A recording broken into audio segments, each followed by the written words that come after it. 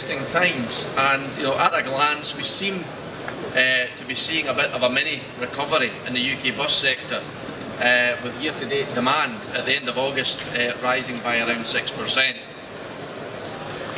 I said interesting times because if you look behind the figures and they continue to rise the way that we expect, then we might see total bus registrations recovering this year to around 2,400, 2,500 units. You could say there's some light at the end of the tunnel, but if you look a little closer, if we do get to the 2,400 mark, then we will still be around 900 units short of the 3,400 that was achieved back in 2009. So even with a fair wind, registrations could still be around 30% down on what was achieved only 2 years ago. I emphasise these figures not to depress you, or myself for that matter, but to demonstrate how hard it is to make progress in this very volatile industry, and how important it is to look towards international growth in order to balance the peaks and troughs of the UK market. And if the Transport Minister is anywhere nearby, he might want to note that we still need government support if we are to justify further investment in hybrid development and bringing next generation products to market in the coming months and years. Personally, I believe that after a brief rebound in the global economy, it's back on its heels. Persistent stagnation in Europe, renewed weakness in the US, meaning that the world's global output in the medium term won't be any better than anemic, and the risk of another slowdown is very, very real. But as I've said before, those who stand still in good or bad times are dead in the water. That's why making progress and growing significantly in a go-slow world economy is worth more than just a gentle pat on the back.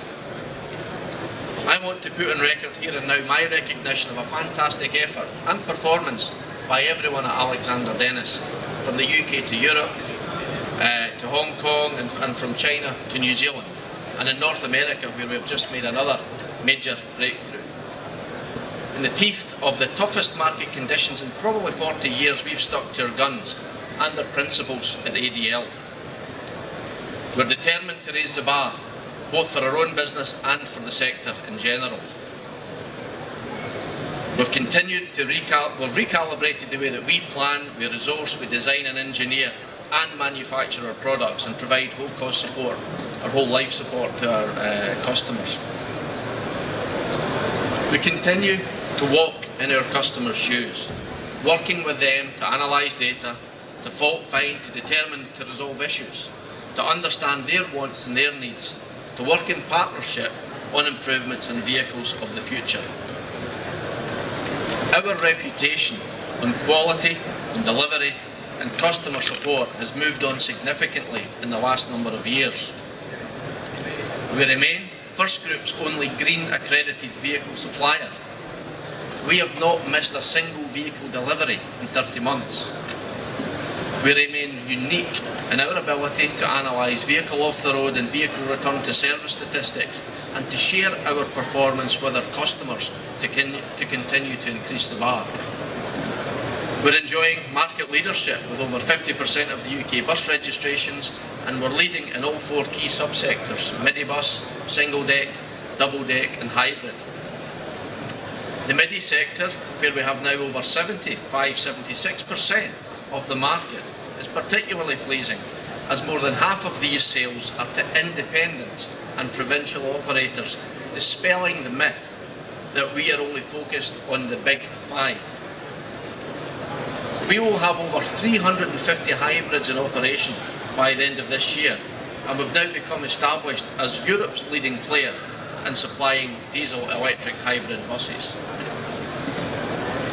We've increased our output by 60% in 3 years, and now have a record order book of £350 million. This includes orders secured this week for 220 of our new low-height Enviro 500 double deck, a vehicle that we launched in New Orleans just 48 hours ago at the APTA convention. The North American version now takes on the family look of our Enviro 400 and provides an option taking us towards 13'6" height.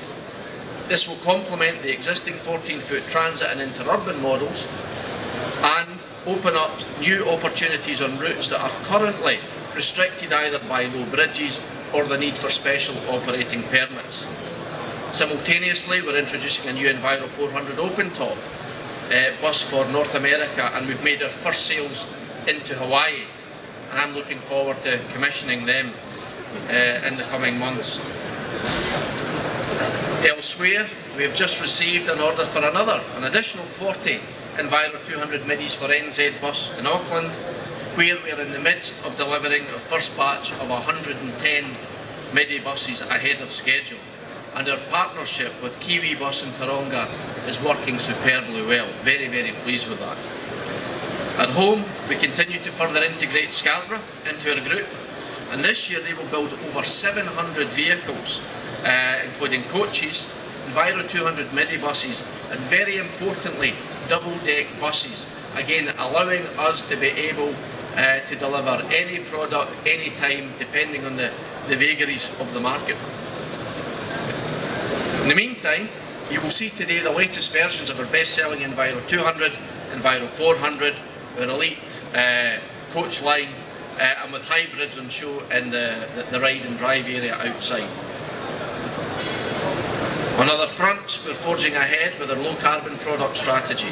This will see us introduce stop-start hybrid technology in the first half of 2012, with the potential for a further 10% fuel and CO2 emission savings, before moving on to extended zero emission running intervals and ultimately total zero emissions. The latter being pretty dependent on advancement of battery technology, which our full-time technologists are very, very active in. We're currently investing or progressing a £15 million new product development strategy that will see the introduction of minor and major model changes over the next 2 to 3 years, coupled with our continuous improvement to leading through technology and innovation. This remains at the heart of everything that we do. As you can see, there's a lot going on, and as I've said, I can't thank the ADL team enough for their outstanding support. It's something I don't say often enough.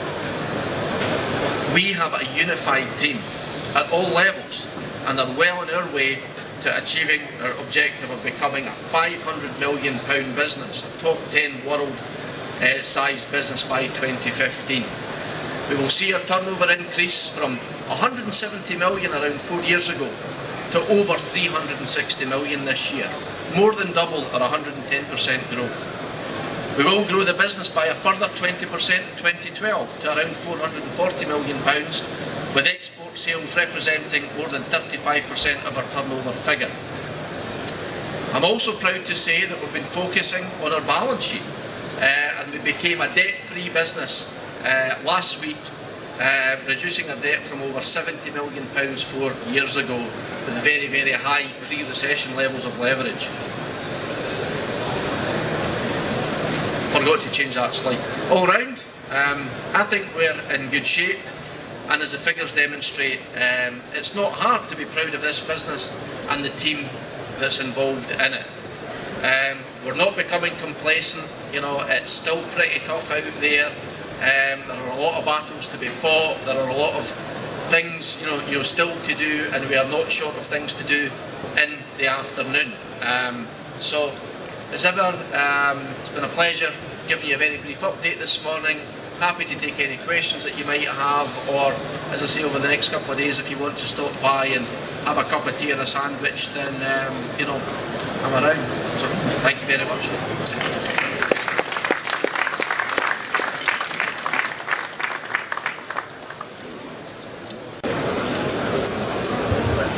Morning, ladies and gentlemen.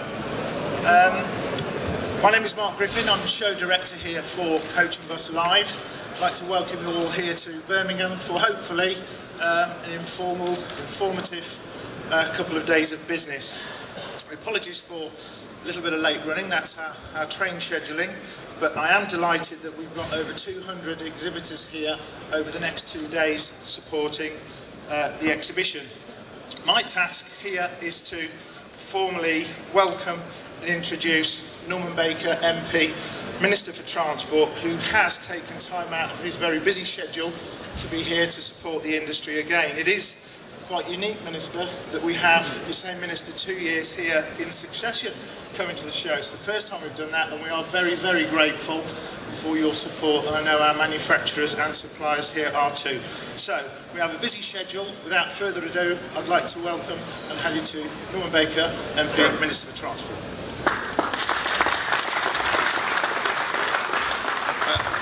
Well, thank you very much indeed for that introduction, and thank you for being here today. I apologise for being slightly late. I know punctuality is very important for the coach and bus industry, but I was delayed by a train, not by a coach or a bus this morning, so you can take some comfort from that.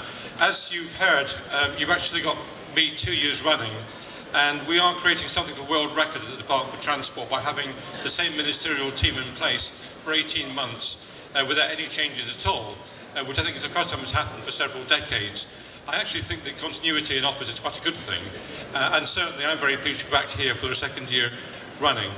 Buses matter to this government, and this industry matters to this government. The aim of transport policy is twofold. It's to help create growth and it's to cut carbon, and buses and coaches perform a very useful function in those two objectives. And obviously I'm particularly keen to see the new generation of buses we're now coming through, partly supplied by the funds we've allocated for the Green Bus Fund, but also from industry itself, which is now being very innovative, I think, in terms of the steps forward we're now seeing in low carbon buses, hybrid buses and so on. So I'm very keen to have a look around and meet some of the individual manufacturers in a moment. I think we've got a good industry here in this country which is stepping up to the plate. I'm delighted that we're sold out here, which shows some confidence, I think, in the industry and some confidence in the way forward as well, and that's good news. This is an area where I think we can have some growth, and I hope I can do what I can in ministerial office to help take that forward. We're also helping in other ways as well, and as you'll know, we have a local sustainable transport fund which I launched earlier this year worth £560 million. The initial funding for tranche 1's already got out the door, £155 million, and of the 39 successful projects to date, 35 contain components related to bus improvements, whether it's infrastructure improvements, bus lanes, bus shelters and so on, or whether it's bus service improvements themselves, package components involving community and rural transport response services, whether it's bus information and marketing improvements like real-time information systems, smart ticketing projects and so on. 35 out of 39 projects funded have got bus components. In them, 87 individual components funded across England from this fund. More to come with tranche 2 next year, and more to come with the larger projects biz, many of which include bus and coach elements as well. We're also taking steps, as you know, to promote the idea of smart ticketing, and I think that the technological advances which smart ticketing brings have a capacity to not just make life easier for the passenger, but actually to persuade more people to travel by bus and by coach. I think it's a real game changer in terms of getting more people on public transport. That's why we've allocated over £20 million in smart ticketing to the major conurbations in England. It's why we're continuing to roll out ITSO specifications on the rail network, as well as encouraging bus operators to take up the opportunity of smart card technology by having an element of BSOG, which is payable for smart card enabling. I'm delighted at the way that the bus industry has responded to that challenge, with many big operators and small operators now maybe becoming smart card enabled. And of course we have the ITSO and Prestige programme, which will enable the existing Oyster infrastructure in London to accept ITSO smart card by 2014. So I know there are difficulties around, of course, with the general economic situation, and I know there are particular concerns for the bus industry which we're attempting to deal with in a constructive way at the Department for Transport. But I want to say to you, we believe in buses. That's why I was very keen to come here for a second year running. We believe in coaches too, and I think the industry has a good future, and I want to do what I can to help you develop it. Thank you very much for asking me along this morning.